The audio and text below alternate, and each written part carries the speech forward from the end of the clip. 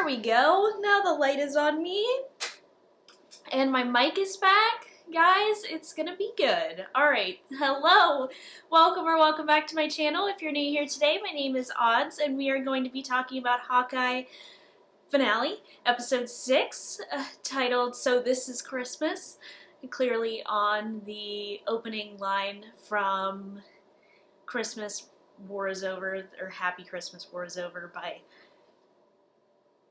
John Lennon and Yoko Ono and the whole Ono band. So I'm going to give my breakdown as always, and we're going to answer some questions at the end. I anticipate this is going to be a bit of a long video, so stick through it with me. I would appreciate it a lot. And I want to thank you guys so much in advance for watching this video. If you like it while you're watching, please give it a thumbs up and make sure to subscribe. I do 2 videos a week, Wednesday and Friday. Beauty, vlogs, Marvel, Star Wars, there's lots of stuff on this channel. But don't worry, now that Hawkeye is over, we have another Wednesday show filling the rotation, which will be Book of Boba Fett. I will be doing weekly breakdowns on that as well, so make sure to subscribe to stay tuned to that. Also, please subscribe as I'm trying to get to 400 subscribers. I'm 9 away, so I'd really appreciate if you stuck around for more. And let's go ahead and get started on the breakdown. We start with a meeting between Eleanor and Fisk. Eleanor's husband owed Fisk lots of money, which she has since paid back, but they are still in a business relationship, but she wants out now that Kate's involved. And Fisk is like, absolutely not, you don't know what you're doing, take time to reconsider, and then clearly he's gonna go after her. So that is what happened there, but she also admits to killing Armand and also framing Jack for the murder and having him take the fall for Sloane. So Eleanor is not a good lady, but she says that she did it because of the circumstance she was put in. You know, stuff happens, but do you really join the mob because of it? I don't know. Clint acknowledges Kate as his partner in this and says that he's not going to leave until he makes sure that she is safe, which is very touching because he tried to deny the partnership for the entire series. But now he's come around. A note I put is that Kingpin is wearing a Hawaiian shirt, like he's going to go on vacation after this little shindig for a holiday vacation, but he never gets to do so, so we will see if that ever comes into play again. But I found it funny since he's always so well dressed. Like, he was still wearing his white suit jacket, but he had a Hawaiian shirt on underneath.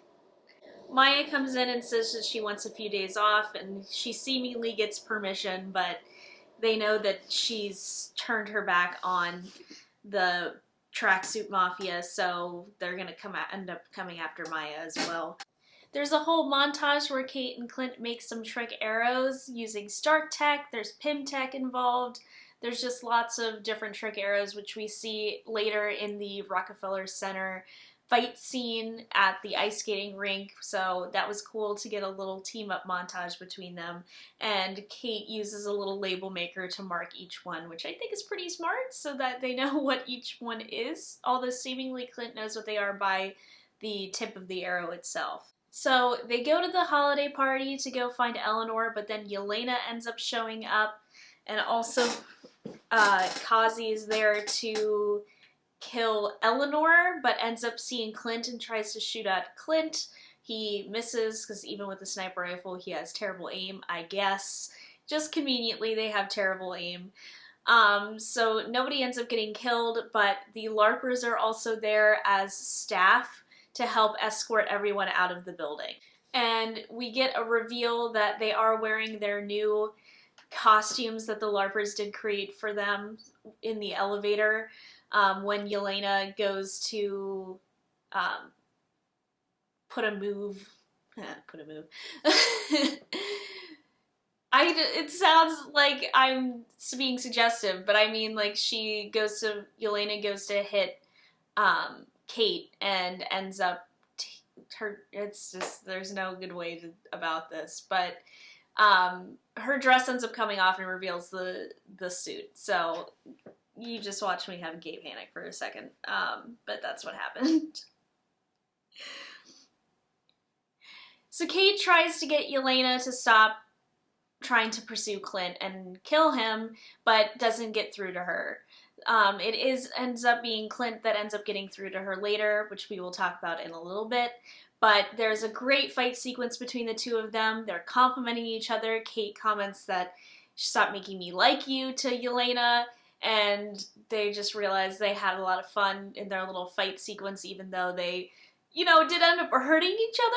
There doesn't seem to be a lot of, this is a little bit of my problem with the fight sequences of Marvel, is there doesn't seem to be a lot of consequences for these fights. They don't seem real, if you know what I'm saying, because the characters are always just getting back up.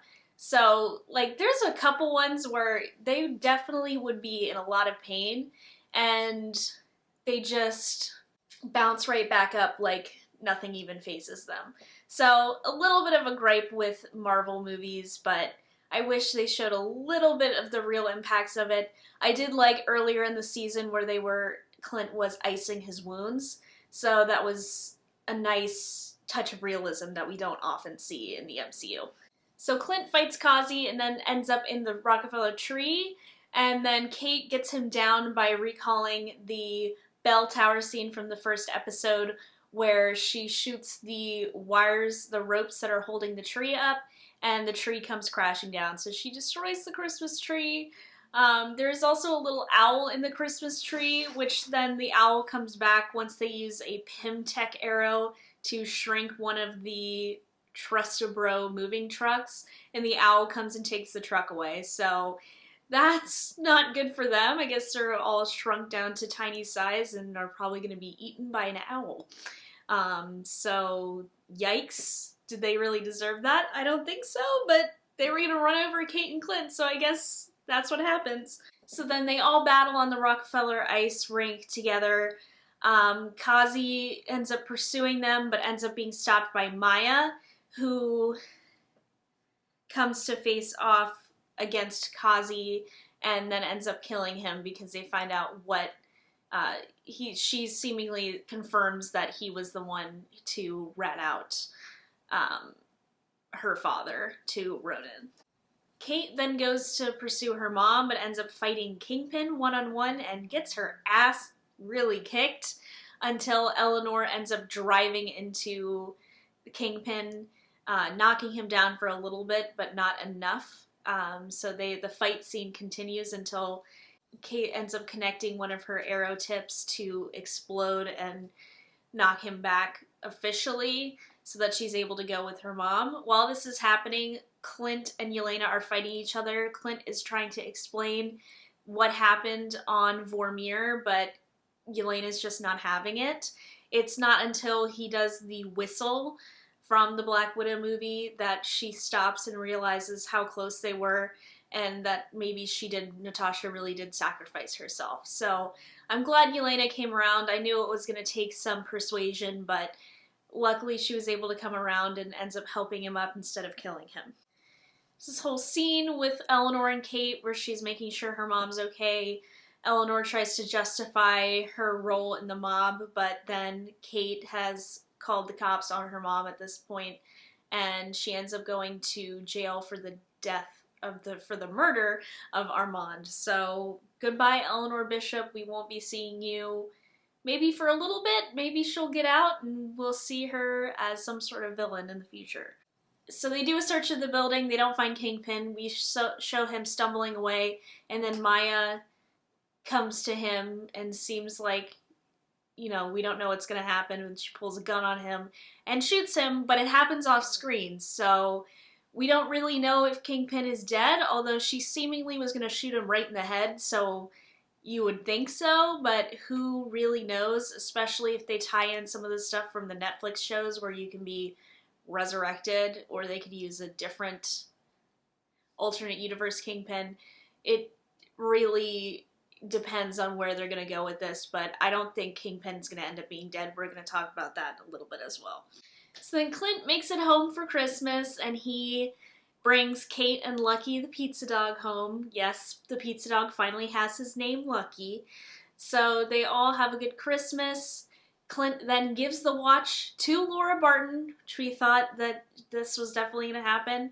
So it was confirmed that she was a S.H.I.E.L.D. agent, Agent 19, who is Mockingbird. So yes, it was confirmed that Laura Barton is Mockingbird in the MCU.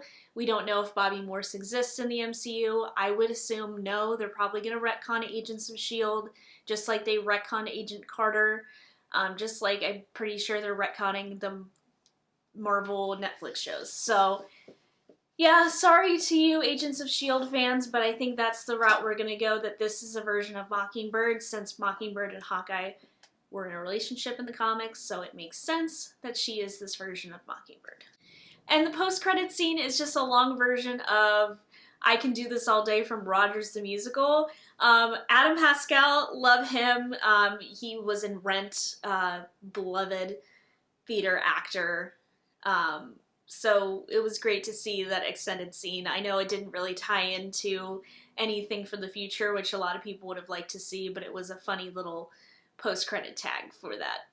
And maybe we'll see more of Rogers the Musical in the future, so who knows? So then we have 3 questions, and they're all kind of tying into what's next. So we don't know if there's going to be a second season of Hawkeye as of yet. I really hope so. I really enjoyed this series as a whole. I think it was probably my top Marvel series of the year. If not, I did really like Loki. The whole silky stuff aside, I really did like Loki. But I think it was like my top of the year.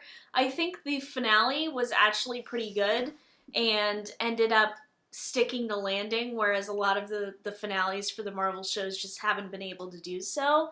So I definitely think this was my top Marvel show of the year. So I hope they do announce a season 2. If not, we're definitely going to see these characters, at least Kate and Elena, in other properties going forward, and Echo, because she has her own spin-off series.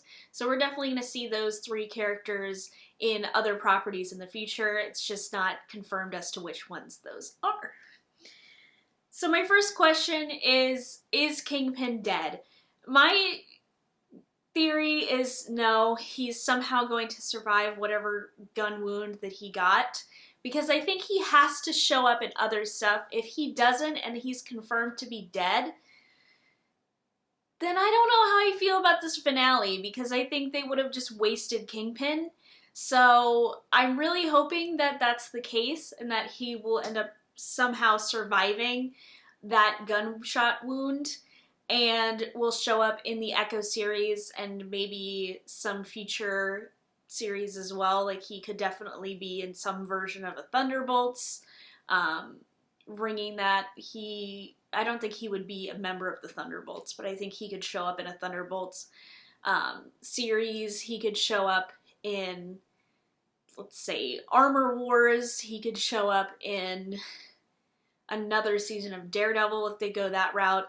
So who knows, but I really would think that they would go that route where they would keep Kingpin around. So I don't think he's dead. I think he'll show up probably in some other properties, maybe in Echo.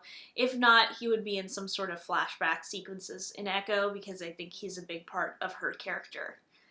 My second question is, could Elena join the Young Avengers?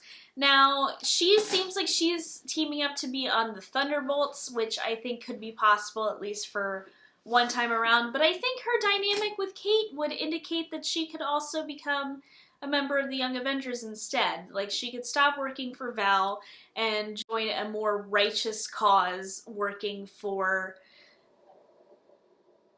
the Avengers Initiative. So she could be the new version of Black Widow in the Young Avengers, or in the new version of the Avengers, because she is really old and a little bit old to be in the Young Avengers, although Kate's also an adult, so I think she could be in a new Avengers roster with Kate, but I think they're putting Kate in the Young Avengers, so that's kind of my problem, is I don't know how the Young Avengers is going to look in the MCU, but I think there's going to be a lot of varying age groups in this, and it's not necessarily going to be like teenagers like it is in the comics. So I also think they're blending Champions and Young Avengers, so it's going to be a whole mess, especially for comic book fans, but I could see Kate and Elena working together again in the future, so probably on an Avengers roster, not just Thunderbolts and Young Avengers in their own separate